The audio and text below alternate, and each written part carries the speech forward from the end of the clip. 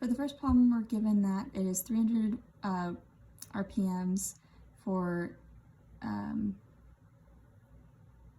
omega 1, and we know that W is 1,800 feet-pounds per punch. Omega 2 is 0.9 W1, and we want to find the moment of inertia required to fly the wheel, or the flywheel.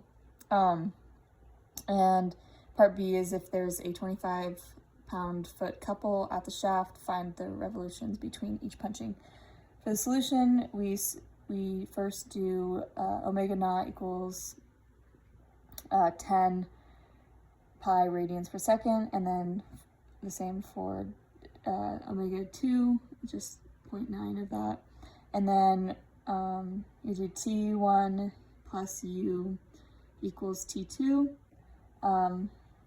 And then we know that T1 equals 1/2 I omega 1 squared. And we plug in that, and then T2 is 1/2 I omega 2 squared. And you plug in the omega 2. And then U from 1 to 2 is negative 1,800 feet-pounds, or pounds-feet. And then plug all of that in to the T1 plus U equals T2 equation, and then solve for I and get I equals 19.2 pounds-feet squared, seconds squared.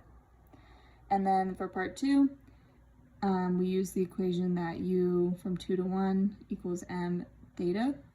And so we have all of those are known besides theta, solve for theta, and it will be in radians, and then convert that into revolutions and get 11.46. The next problem is a bar that swings from horizontal to vertical due to gravity. And we want to find omega 2 and the reaction at A, and then the same when we know the weight and length. So first we solve for V2, which is it's L over 2 times omega 2. And then we have that T2 equals 1/2 mv squared plus 1/2 I omega 2 squared. Plug in those V2s, and then we have that T2 equals 1/6 m omega 2 squared times L squared, L squared.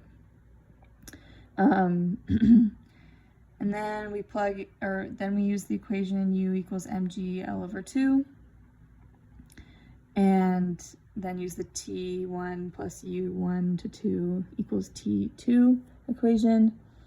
Plug in our knowns, because these are known, this is 0, and then solve for omega 2, which is square root of 3g over L in the clockwise direction.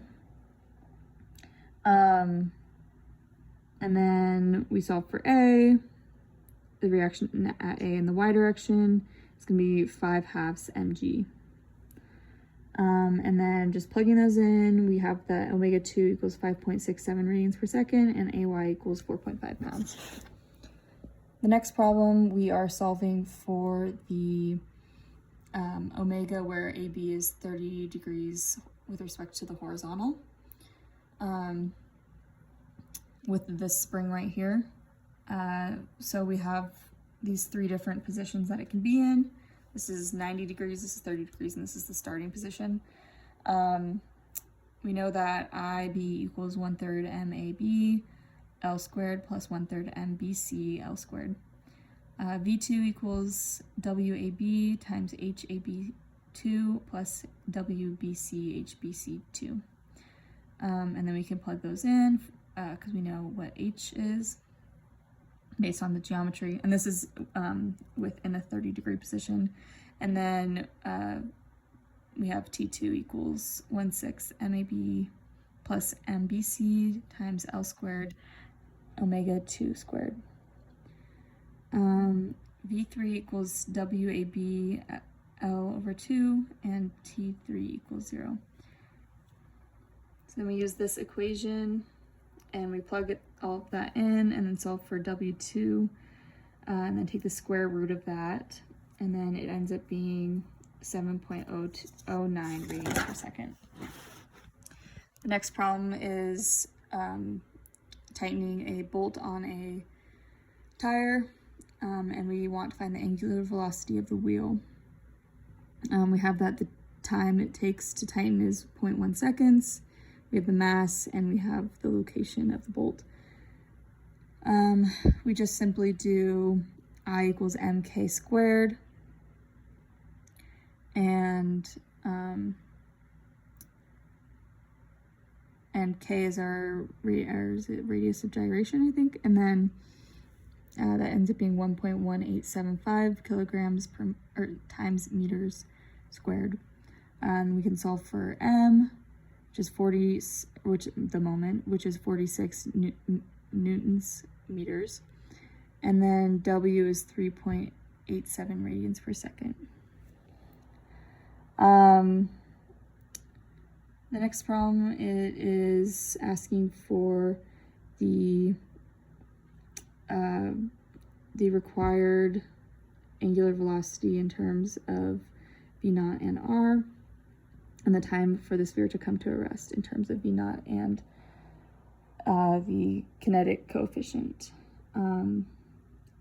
So we have that I equals 2/5 mr squared. We have these free body diagrams, and we know that this equals 0. So in all cases, they equal 0. And so we have these, and then W naught, we simplify it out, is 5/2 V naught over R, and B is T equals mv naught over UK MT. The next problem, we are solving for the angular velocity after release when it comes to rest against the plate. We solve for it in the vertical position, so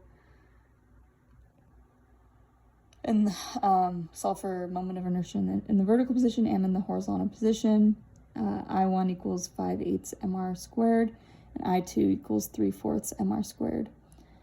H1 equals 5/8 mr squared omega naught, and H2 equals 3/4 mr squared omega 2. Yeah. And then H1 equals H2, and then we solve for omega 2, and it's 5/6 omega 1 or omega naught. This next problem is a bullet hitting a disc, and we want to find the velocity and angular velocity immediately after the collision, and the ensuing motion of the disc, and the secondary velocity when it is uniform. So we have these free body diagrams here. We solve for the components in the F and the Y and X position, as well as the moment. So we know that N equals W. We know that V1 equals M times V naught divided by capital case M. And then omega 1 equals mv naught over mr. For the second part of the problem, we solve for V2, and we assume that it's rolling and it's not, there's friction and then it's rolling. So we have that the H equals 1/2 R, and we know that basically we're just taking the moment about A, which is this point, and then we solve for W2, which is mv naught over 3 mr in the clockwise direction. For the last problem, we have a gymnast jumping onto a seesaw and then seeing how high up the gymnast standing here will go when this gymnast jumps from height A. We use the moment of inertia equation, 1/12 times m times 2l squared. And then the next part, we have these free body diagrams, and we solve for the moment about D, and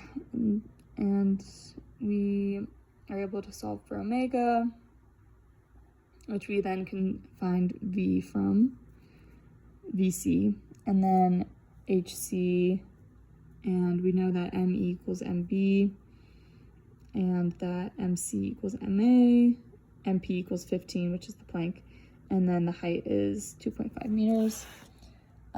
We plug in the known variables into the equations that we solved for, or that we derived earlier, and we get that V1 equals 7 meters per second, VC equals 3.77 meters per second, and H2 equals 0.725 meters.